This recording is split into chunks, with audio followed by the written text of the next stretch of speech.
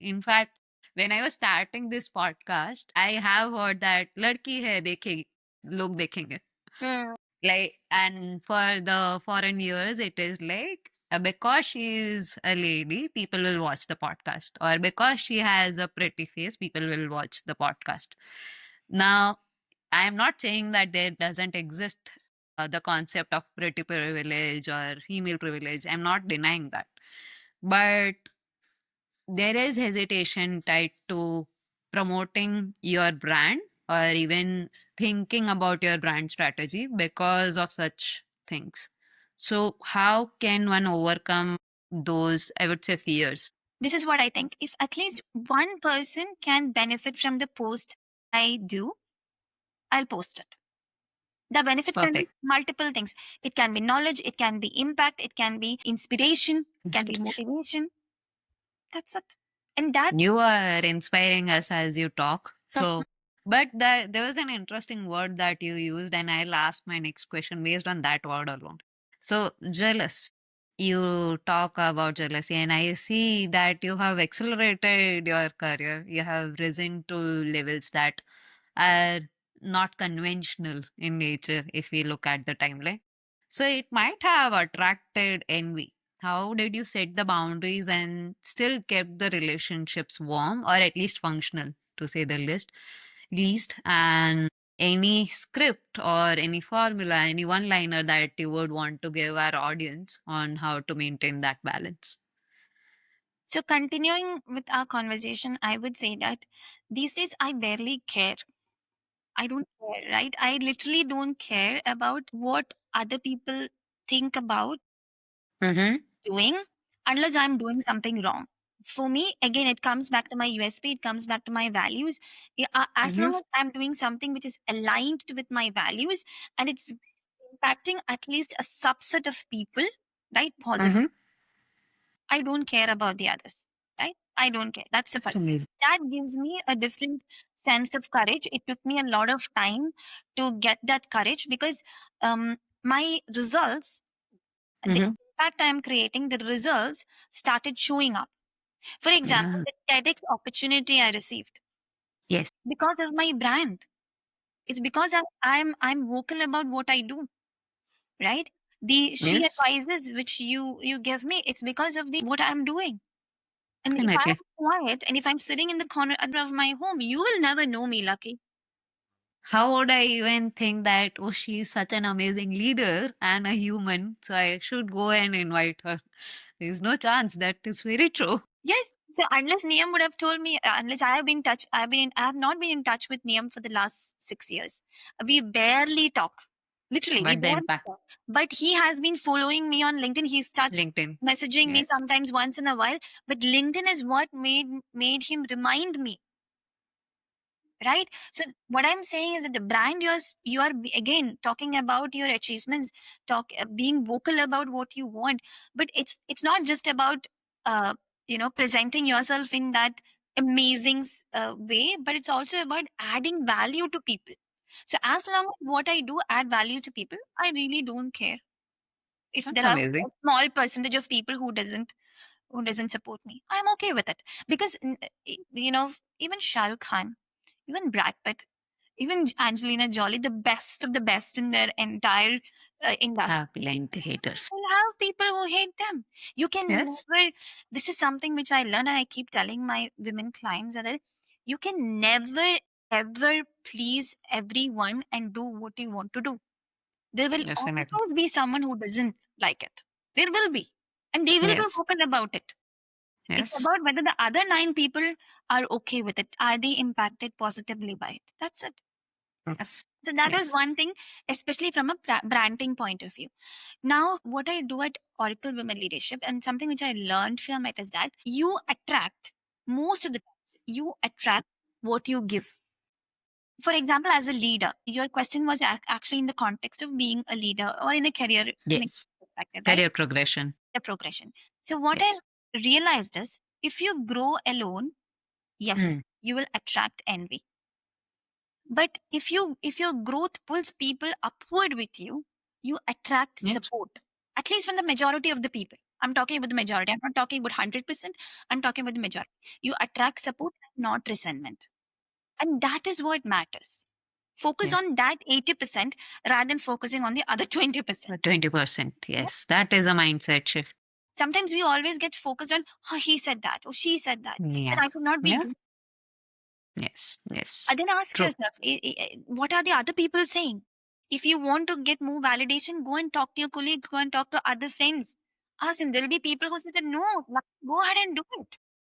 Yes. Yes. I have been fortunate. My college time batchmates, whom and I haven't talked in 10 years, they would ping because I put the link on WhatsApp. So they would ping me and say, "You're doing an amazing job." And we wouldn't have thought of an introvert coming out this way and running a podcast.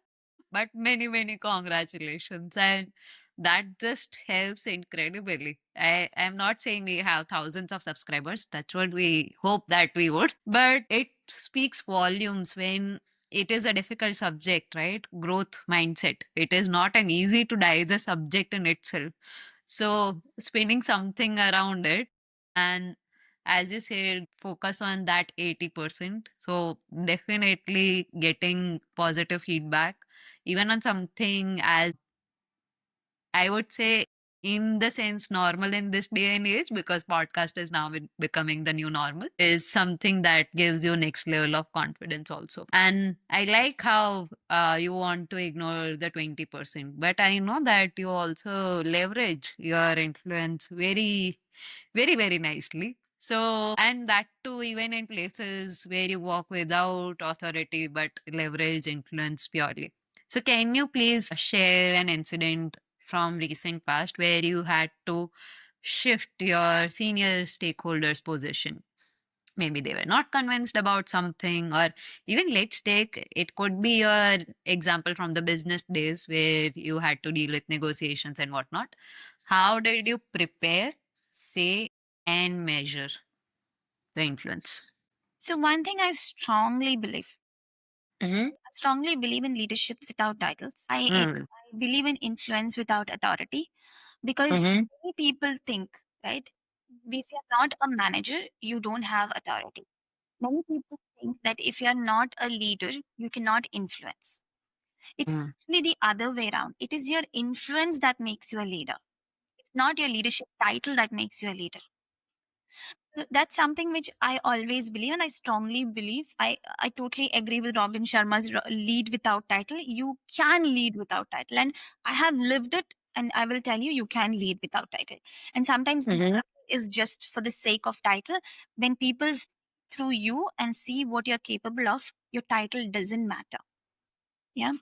Now, for some of the examples, I would say a few years back, I was chosen as for a storytelling competition. So there was a storytelling competition that was happening at the EMEA level, which is around Mm-hmm. 1,500 to 2,000, 3,000 plus employees, I believe at that time. Now it's 5,000 at EMEA level, where from different regions, our region was EMEA. We have different Mm-hmm. regions, and from different regions, different people submit. More than 500, 600 people submit their stories on a video in a video format. It's customer stories Mm-hmm. actually in a Okay. format, and then you get picked up to meet the EMEA senior leadership team and the EMEA EVP. So EVP is Oh, the one okay. who reports the CEO, reports to Safra. Uh-huh. Now reports Uh-huh. to Mark and Clay. But that time it was Safra. So this is the person who reports directly to Safra and Larry. Okay, they have conversation with Mm-hmm. Safra and Larry. So we had this incredible opportunity to do that, and I was one among the five people were selected from the EMEA region. We five went.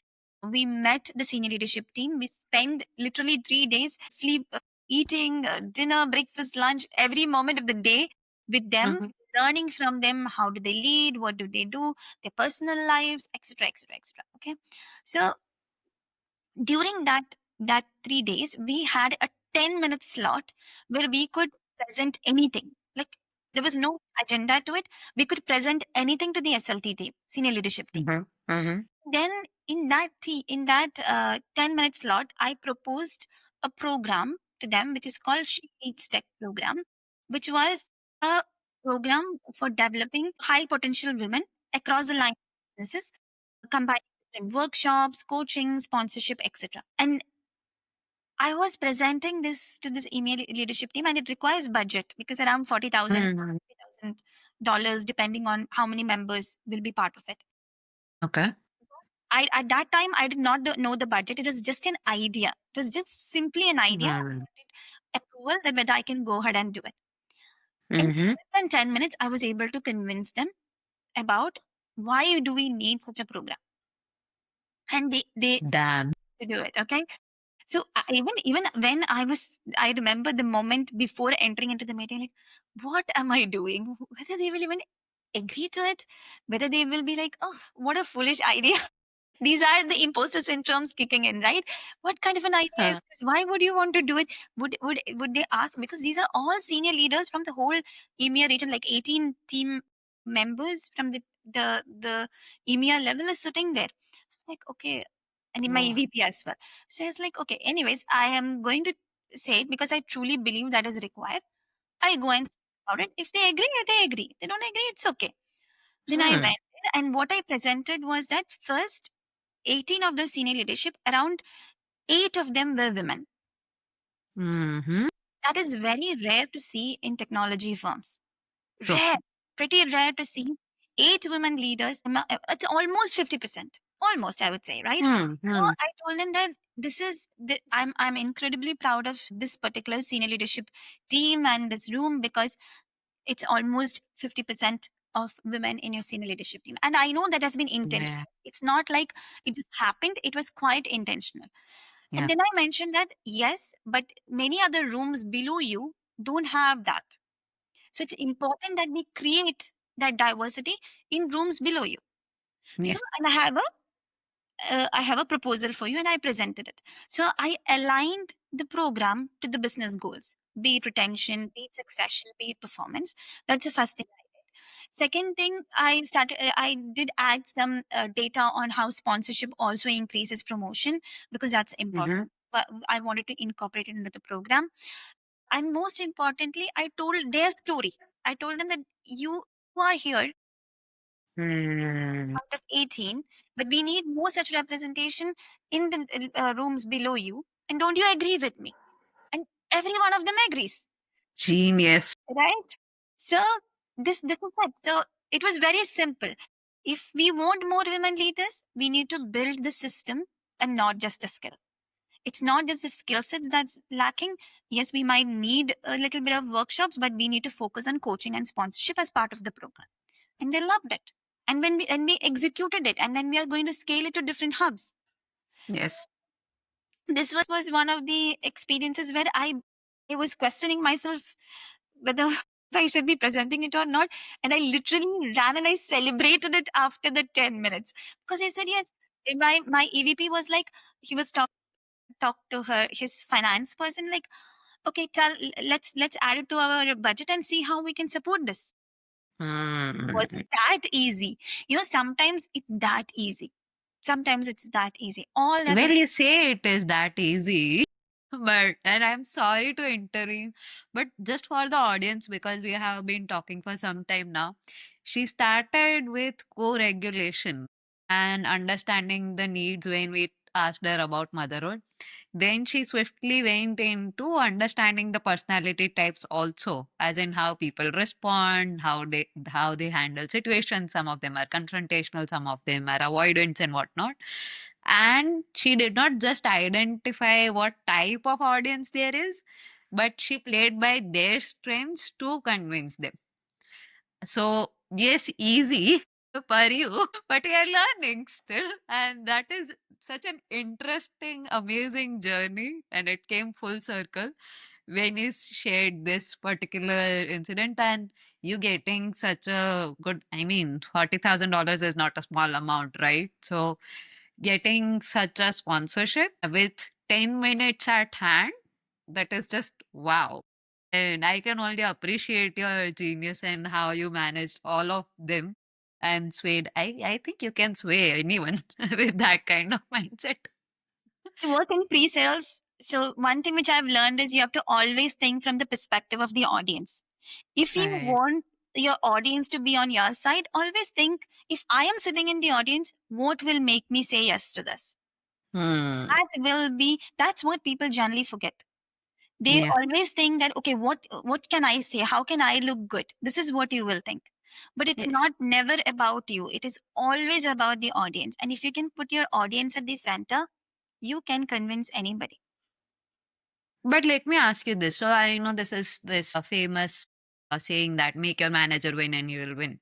Hmm. And you also emphasized on the importance of growing together, which is one of our core values of Outliers Playbook, collective growth. So I understand that it is important, but how do you even identify what every individual, let's put ourselves in a position. Actually, I'll take my example.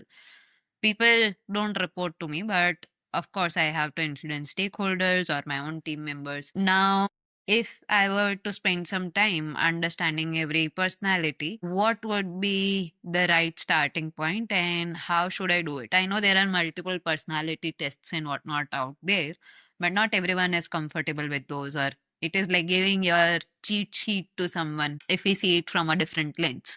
But definitely, people who trust people reveal a lot of information. But let's imagine this person is maybe a senior director, has recently joined the team, and they want to understand different types of personalities and synthesize based on the same. What do you think the starting point should be?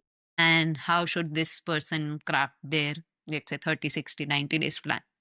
The first point I would say is the simplest one, where you start communicating. Like you can have one on ones. So, at least if you're taking up a new role, you need to have one on ones with your immediate reports, right? Hmm. And Hmm. those one on ones, so if you're a leader and you want to talk, we want to understand how, what are the motivations, what are the thought processes, what motivate them, what demotivates them, what are the emotional needs. The only way to Hmm. understand it is to have conversations, Hmm. right? That's the first and easiest way. Asking them. Again, I'm talking about, be blunt. I want to Yeah. support you. How can I support you? Yes. If I ask you, Lucky, I'm new here. I want to support the organization. I want to support you, and will you not tell me what? Majority of them would at least tell me, like, It you would know, be a 45 minutes long session. right? So you will support. You will Yes. at least give away something which I can work on. Then it's all about being observant. You are a leader. You have to observe in different scenarios, in different situations. How do people react? Do people panic when there is a change? Probably not the entire 50-member team might panic. There might be five of them who Right. panics, and that create panic in the entire team. Yes. How do you manage that five people, right? Mhm. Because the other 45 are okay, Yes. but how do you manage that five? For that, for managing it, communication again comes into picture. It might be one on one, Mhm. it might be team meetings, it might be being transparent about the change. Yeah. When Yes. people are transparent, when you are open about things, generally the communication, if the communication channel is open, you can understand most of the things through your communication. Right. Then the second part is being observant. Like you have to really be, you have to be listening to people. You have to be observing people to understand what are their motivations. So this is one thing which I would say, like, listening. Again, this all comes back to being more emotional intelligent, right? Yes. Understanding what motivates others, what triggers others. If Mm. they get triggered, what will make them stop? Mhm. Yeah. But when you have a bigger team, it's not very easy to understand. But at least for your first levels, you can have these one-on-ones. For the other team members, if you want to really understand what is motivating them, that's when we have these surveys, we have these personality tests, which we do. We have the 360-degree feedbacks we do. That's when you need to use the tools, because then you have no other option, because there's a lot many True. people. True. True. True. That is interesting. And as we have talked about influence, there is also another side of it, the leverage. Mm-hmm. Mm-hmm. So how do you map the leverage? And let's consider this a journey from mapping the leverage to creating a sponsor worthy visibility. I mean, I cannot talk more about how excellent your leadership skills are. And by the way, the ones who listened to the intro properly, you would have heard that she is a proud member of advisory board of MIT University Dubai. But I want to bring it back, and I think that such roles, especially could be any type of boardroom or executive roles, require sponsor worthy visibility. So can you please walk us through that journey of mapping leverage to creating the sponsor worthy visibility? Yeah. Before I go into the response, since we are talking about branding and since we were talking about like all the naysayers when they talk, when they say that, why are you doing this and all of that, I will just add this also. My Amity board, my opportunity to Amity board also came through LinkedIn because of the branding I do. Wow. Okay. I have never worked with Amity before. I had never Uh-huh. been associated. I have not. That was not my university. I was as part of University of Wollongong, and I did my Uh-huh. bachelor's in an Indian university, not in Amity. But a person found me through LinkedIn because she was a professor there and she loved how I Uh-huh. talk about supply chain, and she wanted me to first do a supply chain, blockchain and IoT and all of that industrial 4.0 5.0 session for her students, Uh-huh. and I that's the Uh-huh. first time I went to Amity. After that, Interesting. I started doing master classes, one or two classes I have done with Amity. Then they Uh-huh. actually invited me to be part of the board, right? So what I'm saying is, if at any point of time, if you're questioning yourself whether you should build your brand, this is the wake up call that no, you should not question yourself and you should just do it. Yeah. So I Now, I think I'll just name this podcast as your wake up call. Feed the advisor. probably yes. Yeah. Now coming to your question, right? How can you, from mapping your leverage to creating that sponsor with a visibility? Because I'm someone who likes to talk about career acceleration, I would say something like these are some of the steps which I always speak on my podcast. So if you're someone who are already listening my podcast, you would think that okay, I'm just repeating what I'm saying there, because this is what I really believe in and what I have experienced as well. Yes. I would compress it into not six steps. It doesn't mean that you have to do step one, step two, step three Mm-hmm. separately. It just means that it all matters. Okay. So the first step for sure, which we already discussed, is that build your network. Mm-hmm. Build your network, but before you need it. And for women especially, you cannot just stop at building your network. You have to leverage your network. Okay, because most people when they network reactively, when they need a when they need a help, when they need a visibility. Yeah. It never works like that. If a stranger comes and asks me, can you help me, Mm. I might not, depending on I trust whether Yeah. I trust them or not. But if you're someone who has been on my network for a long time, I will do everything what I can do to help you, right? Yes. So build your network much before you need it. And career accelerators, anybody, this is what I've again learned from my experience and my observations with the successful people in all of these companies, is that they network proactively. Mm. Accelerators network proactively. And Mm-hmm. you have to focus on three circles. First, Mm-hmm. definitely your peers. Peers doesn't mean just your team members. Cross log Right. as well, other departments, sometimes even outside, right, outside as well. Second, leaders who are your Mm-hmm. sponsors, who are your champions. And third, your cross functional allies, right? Sometimes it's Mm-hmm. not those cross functional or cross industry allies as well. Sometimes you are into technology, but your opportunity might come in, yeah, some other industry, airline or engineering construction, you never know. True. Create that networks, be part Mm-hmm. of groups where you have the people who are in your similar industry or similar expertise, but also be in other groups and interact, Mm. add value. The best way to network is to give. This is a question I always get, right? I'm an introvert, I don't like Yeah. talking to people. How do I network? And I'm scared, Exactly. jitters, to even think of going and networking. I have been in that place as well. I am not at all a person who can say even a good morning to a stranger. I was there long back. If I see a stranger in the lift, I would be just like this.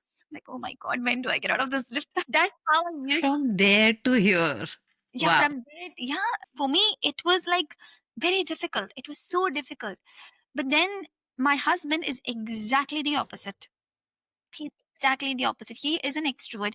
If he's in a building, he will know everybody in that building. Okay. And then I Uh, asked him, how do you do it? Then he said, mhm. the most I do is I talk to people in the lift. And I'm like, that's what Hmm. I don't do at all. Like, At all. there's a Yeah. stranger, I don't talk to them. So when Mhm. I joined Oracle, I decided that I will start doing it. And you will not believe how just a good morning has changed my network. Just a good morning in the lift. Because you have Mhm. 15 seconds, 20 seconds to reach the floor you are in. Yes. You say good morning, you smile, the other person smiles, you just learn a few things about them. And then you meet them again twice or thrice because you are in the same building. Then they become part of the network. That's a genius way. How many people, this is something which I've learned, that how many people actually even say a good morning and smile at the person in your lift? Mhm. That's Rarely true. people do it. And because That's true. you do it, people start noticing. Mm. There were some people who came and told me, you are the only person at Oracle who actually used to come and tell us good morning and smile at us in the lift. Because that matters. That energy Yes. matters, right? Yes. So this use your network as your career infrastructure. It's not just an accessory, it is your career infrastructure. And there are simple ways of doing it. For introverts, there was an episode which I did in my Career Catalyzer, Catalyze Your Career podcast, in which I talk about how, as an introvert, you can network. You have Mhm. to change your mindset that I'm not there to get anything from them. I am Mm. there to give what I have. And that will change that mindset itself. I don't have the time to go through it all, but that mindset change itself will make you feel so powerful. Like, oh, I have something to give. That's why I'm here. Yes. I'm Yes. not here to get something. When you're there to get something, I'm like, oh, why would they give me and all of that, right? Yes. So focus on networking. That's step one. If you want to know more about it, please go and check out my podcast episodes. Just Definitely. We'll yeah, put the link in on this podcast on the very same channel, and I'll also put the logo here. sure. So, and highly recommended, by the way. I follow her podcast. I have also listened to the podcast where she has been the guest. So, all the questions that you are listening have been very well researched after knowing her. Obviously, we had our own sessions before this, but yes.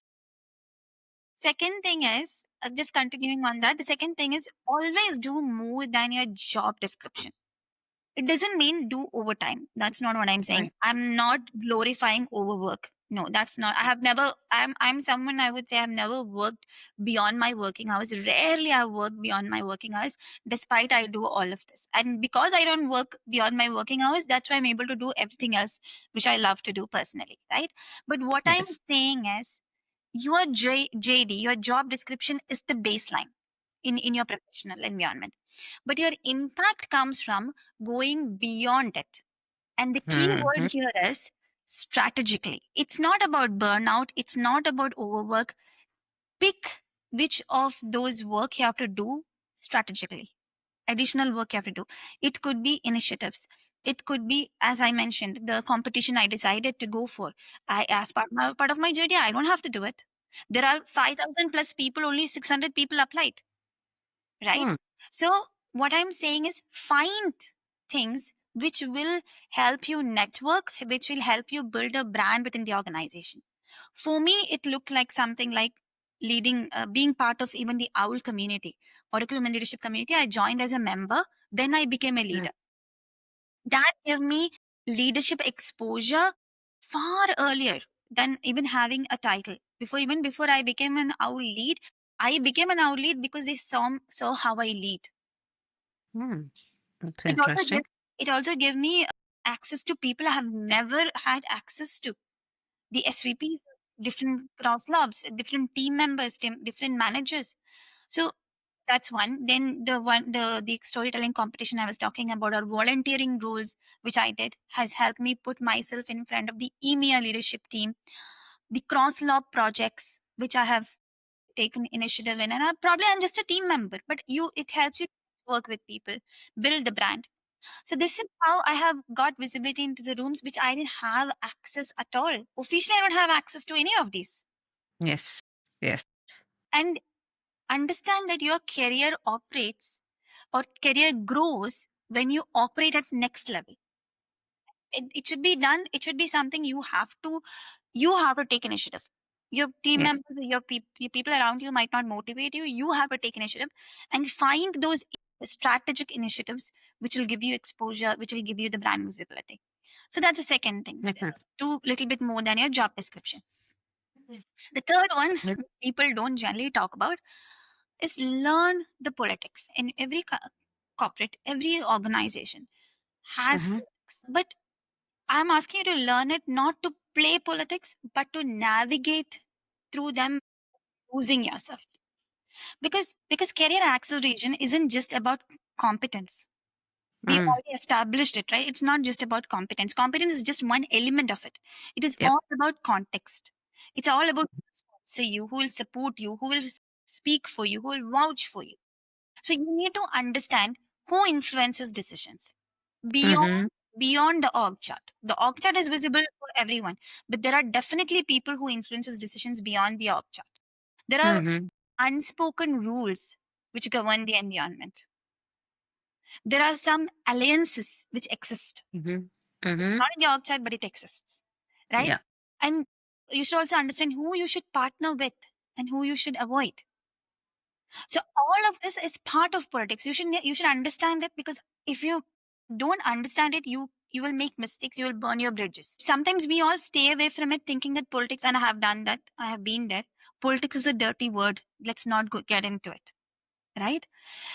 It is just simply understanding power maps, but with emotional Mhm. intelligence. What is a power map organization? And then when you understand it, then you can navigate that system without compromising your values. You can still Absolutely. understand politics. You can still decide. You are still in the power to decide whether I want to play it or I don't want to play it. Yeah. And it doesn't make you a bad person. It is like being devoid of the knowledge that you must have, just like we know our family tree, just like we know our history.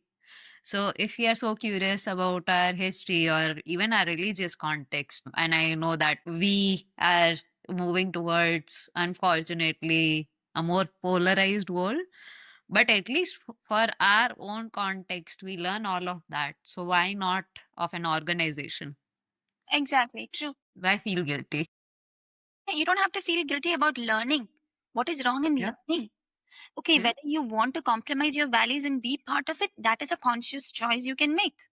Yes. So what I'm Yes. saying is that understanding things doesn't make you a bad person. It makes you a foolish person, to be honest, and a vulnerable person. Yeah. You might Yeah. get into places where you should not have gone, and then like, oh my god, it happened. True. Because you can avoid. Definitely, definitely. And I don't think there could be a highest point than this. So thank you so so much for joining us today. And I am sure that many people will start following as soon as they hear this podcast. I hope they hear it in entirety so that they don't miss the intricacies that you have mentioned. And one parting thought that you would like to give our audience, and then we can wrap up. Sure. I would tell women that stop trying to fit in. Or I would say Mm. stop trying to fit in. Fit in the box which everybody else tells you to fit in. Stop trying to do that. Be yourself. Create your unique selling personality. Be authentic, and do that inner work. If there is one thing you will do out of this, I don't know, 1.5 hour to a talk, if there is one thing you would take out of it, is that when you invest in yourself, when you develop yourself, everything else, the outer world will respond to what you want. That's all you Right. have to do. Thank you. It's amazing. And it is interesting that you mentioned that because our channel's name is Outliers Playbook. So thank you so much.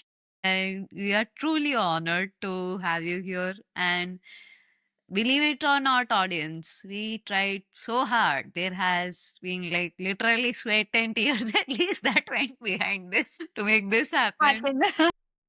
Yeah, and she has been gracious enough to adjust her schedule to make her presence felt till here. We are miles away, and I can feel the energy. It is contagious. So I like I can go back to the word I wish yes 10,000 times more now after the talk. So I hope our audience enjoys it, and thank you so much for being here with us and enlightening us today. Thank you so much, Lucky. Actually, I should thank you for having me here today. And it's amazing what you do, like getting people, getting a lot of insights from different kind of people, and I'm sure that you are learning during that process, and even your Yes. audience is learning during that process, and that's the kind of impact you're creating, which is incredible.